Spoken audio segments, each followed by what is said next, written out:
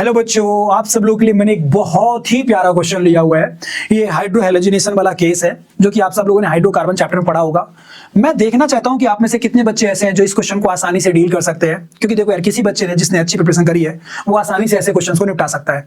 और यदि किसी वजह से आपसे नहीं बन रहा है तो आप आसानी से आज की इस पर्टिकुलर वीडियो के बाद समझ सकते हैं, सीख सकते हैं कि कैसे इन क्वेश्चन को डील किया सकता है।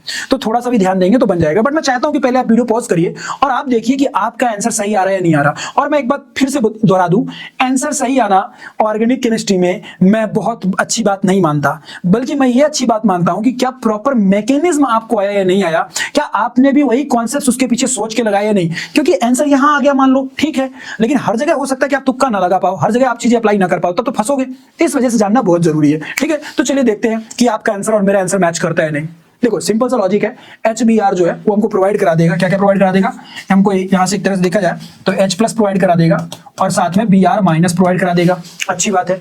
अब वो H प्लस जाके अटैक करेगा, H प्लस के अटैक करने पे ऑब्वियसली बात वहां पे कार्बोकेटायन का फॉर्मेशन होगा।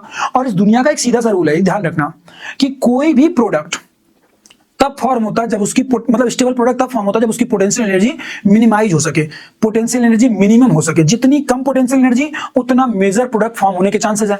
तो देखो यार, इस H प्लस के पास ऑप्शन है कि वो यहां भी अटैक कर सकता है, यहां भी अटैक कर सकता है। तो वो कहां अटैक करेगा समझने की अपन कोशिश करते हैं।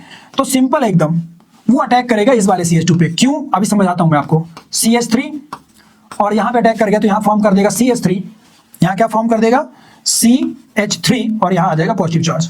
अब सुनो क्यों वहां पे अटैक किया उसने, क्योंकि यदि वो H प्लस यहां अटैक करता तो इलेक्ट्रॉन डेंसिटी अपने साइड लेता, इलेक्ट्रॉन पे अपने साइड लेता तो पॉजिटिव चार्ज यहां आता। अब तुम खुद से बताओ, खुद से समझो ये बात कि यदि यहां पॉजिटिव चार्ज आता तो 1 डिग्री कार्बोकेटायन बनता, यहां पॉजिटिव चार्ज आया तो 3 डिग्री कार्बोकेटायन बन रहा है। हम सब जानते हैं 3 डिग्री कार्बोकेटायन ज्यादा स्टेबल होता है। तो जो ज्यादा स्टेबल कार्बोकेटायन होगा ऑब्वियस सी बात है वही पहले फॉर्म होने की कोशिश करेगा। सो बेस्ड ऑन दैट हमको समझ में आ गया कि यहां पे पॉजिटिव चार्ज आता। अब देखो पॉसिबिलिटी है कि मैं Br माइनस को यहां पे ले जाके अटैक करा दूं, लेकिन मैं खुल के बोलूंगा ऐसा मत करना। क्यों, क्योंकि अभी मैंने बोला कुछ देर पहले कि जरूरी नहीं कि जो प्रोडक्ट आपको दिखाई दे रहा हो वही प्रोडक्ट ऐसा मेजर प्रोडक्ट हो। क्यों, क्योंकि कोई भी सिस्टम, कोई भी जब रिएक्शन होती है वो सबका एक ही मोटो होता है, to minimize their potential energy, है ना।